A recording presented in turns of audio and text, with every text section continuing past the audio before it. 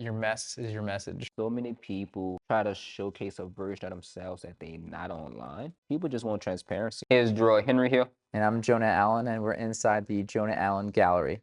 And we came together here to give you as much value as possible as a visual artist so you can start learning the tactics and tools to scale your art career as far as you may want.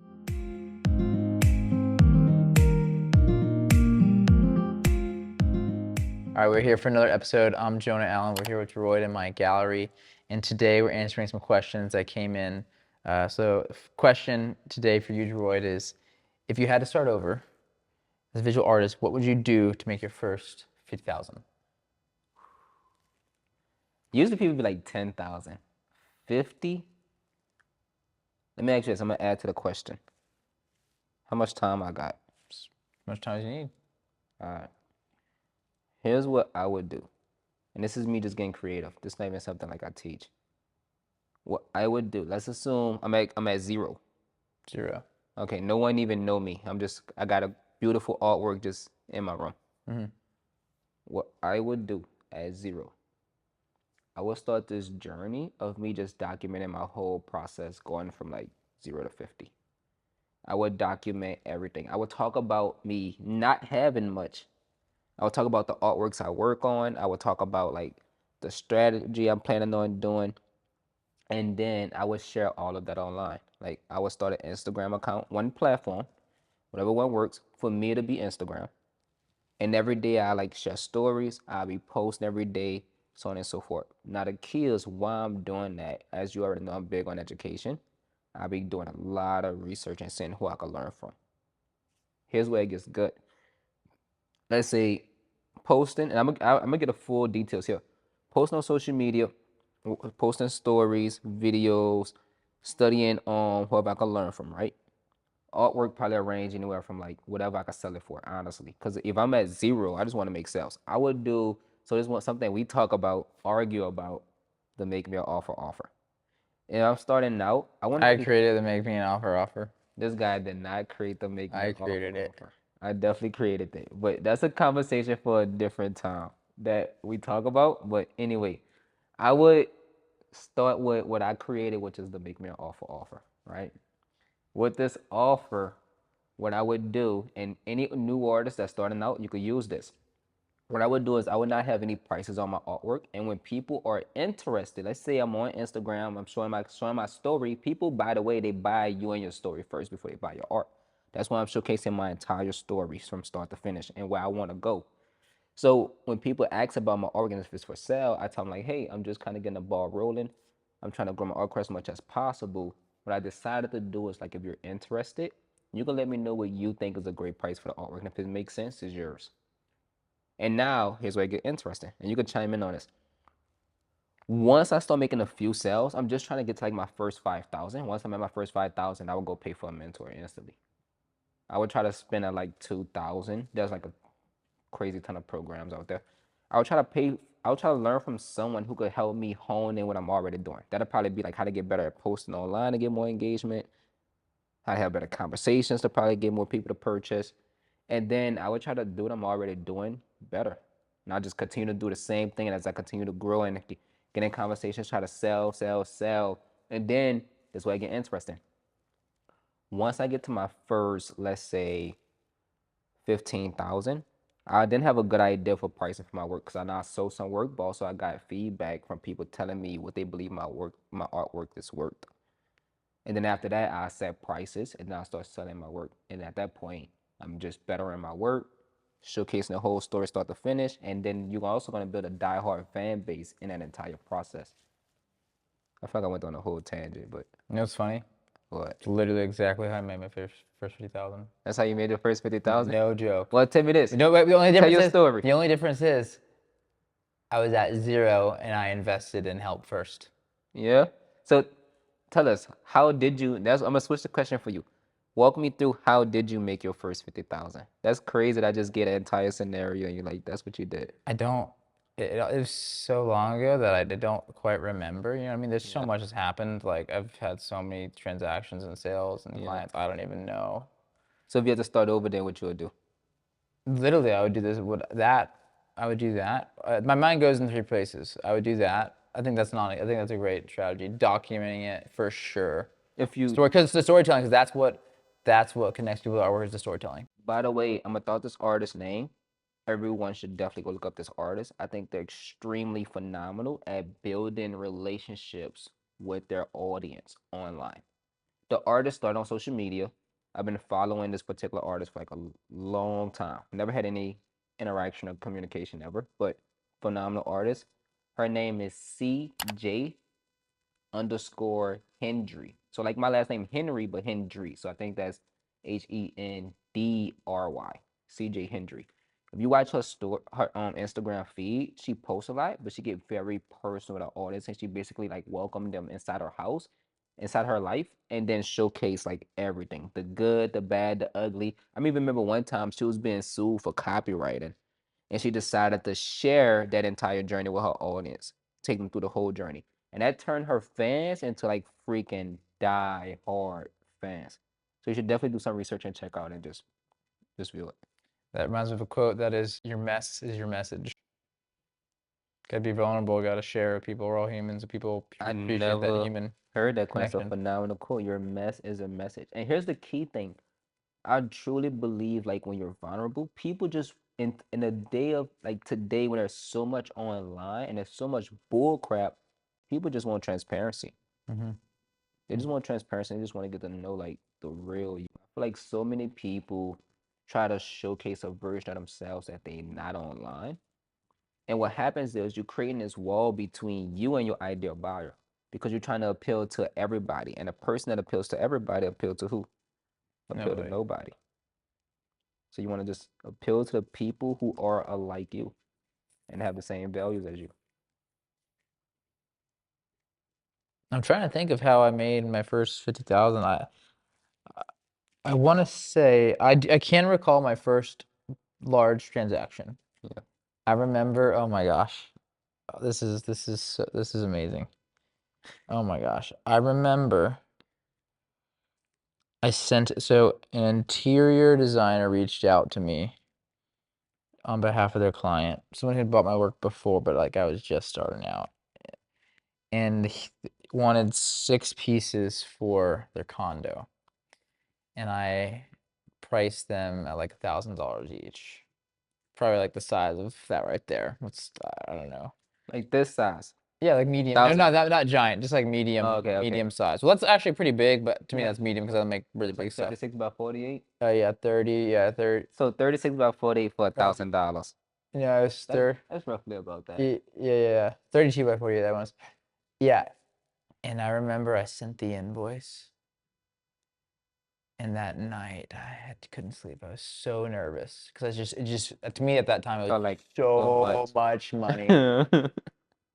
And when I remember when that invoice got paid, I felt like the richest person on earth because I had just gotten paid for the first time a couple $1,000s for my artwork, like over a couple, and I was like, oh my, like it was, Because it was 6 pieces. yeah, I was like, okay, Like holy shit, I'm oh on my top of God, the world. that was insane. Here's I the don't know what, I want to say that was Do you remember this? 2017. Everyone want to know. Do you remember? I get asked all the time, like, I want to sell to interior designers. So just curious. Yeah. Do you remember how that relationship started? Very organic relationship that I already had with her client, which was the collector. And so he has supported my work. He's bought a lot of pieces over time. It was actually a family friend. And what year this was? That was 2017. A lot of people think you started a visual artist. A lot of visual artists think you started with a gallery. So to give some, so give to I give everybody started some. on I started with nothing. Okay, nobody helped me. It was a totally self-funded. So who was Jonah in Totally 2017? Like in what 2017, the I artist was a of Jonah look dirt like? bag, just vagabond, just traveled around the world for an entire year chasing waves, surfing. I just finished university in 2016, fall, with December 2016.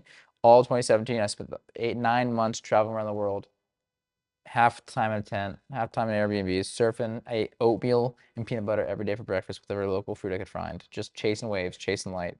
Moved down here to Florida, started from nothing. I worked at a coffee shop part time, and I started trying to make art. I mean, I Well, was already making photos for I was already making photos for like over 10 years, 12 years, something like that. But I wasn't really successful selling them. Went to art school, and yeah, I moved down here, and I was like, all right, this is what I'm gonna do. And I decided, I committed, I saw the vision. I said, okay, I have belief in myself. I see the vision. I'm committing to it, and that's what I did. But it is not without struggle and lots of failure. So I don't remember what the next sales after that was, that first 6,000. But I can then tell you another thing you could do. I I mean, could bet you this. what? And don't forget you was about to say, after you made those sales for $1,000 each, did you keep your prices at 1,000 or did you raise them up a little bit? Probably raise them. Every artist do the same. They're always super nervous to sell at that 1,000+ mark. The minute it happened, they instantly like, maybe I undervalue. Maybe I should charge more. The next thing you know, all work at that point just go up. Yeah. I remember then fast forward. So I was making, selling artwork. I started selling a lot online from Instagram. And another thing I did was big was that I created my own event. I did a pop-up gallery. I advertised it myself. I found the space. I just totally did it myself. No help. I made a couple sales from a pop-up event. That was really helpful for me. But then like fast forward a couple years, I remember the first time I made $50,000 in a week. That was crazy. And that was my my book launch. So in April of 2022, 2. I did a book launch. I was right. I met you via Zoom before that, and I said, "Hey, I'm gonna join the program after I do this book launch."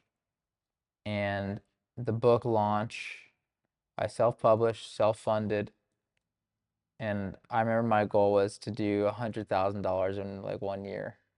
In the first week, I did like $50,000. That was crazy. You know Like it's at that crazy? time. So many people have these like stories of Jonah and they like come to me with these stories and I'm like, Really? that's not no, that's not how that went. Yeah, people like you what he always had his gallery. That's how he ended up being No, then I'd be that like, book launch funded the my first gallery. And mhm, then I remember I got a really big sale. And this is another thing I would do. You could do another approach you do is do like get like a really big corporate sale, like a big hotel hospitality, like just bulk sale, what's big? Like how much? 50 grand. One sale, 50 grand? Mm-hmm. I've done that. I had one big sale that was like, I think it was like 40, I had a and student, I used that to funded my first gallery location for my warehouse. I'll tell you this. And then I took all, then talk about investment. I had the warehouse, did that for a couple years. All that profit, not all of it. I lived off of some of the money, obviously. But then I literally just dumped it all back in here, and I just keep investing in Invest myself. into your career. What's crazy? I'll tell you something crazy. This had to be maybe 2022 as well. Funny enough, I remember I started working with an artist. I cannot remember the artist's name. I'll put it on the screen. It'll be on the screen right here. But met me was like goal 1,500 per month. When I get to 1,500 per month, I'm on top of the world. Started working together. I want to say maybe 3 months in, 4 months into the training, she make a post saying she just sold 3 pieces. I think it was at a total of $24,000 to a What? hotel, and she was like, whole career changed. At that point, all her work was way more expensive. She's like, this is what I'm after now. It's Mm-hmm. game on. I'm gonna put it on the screen for everybody to check it Let's out. go.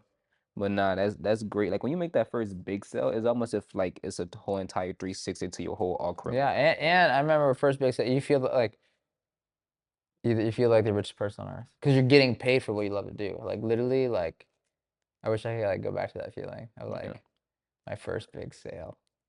no, that's amazing. Side question: when they get to everybody want to raise those prices and sell their works for more. I think Yeah, you up there at the like some pieces even going for 40,000. yeah. Do you think people that want to raise their prices they should raise in increments, or they should just say like I create great work, fuck it, I'm gonna just 5x Um, my prices? kind of Tough. beautiful thing about being an artist is you can do whatever the heck you want. Perceived value. It's perceived value. So I think I think it's better to do. I think it's good to do increments.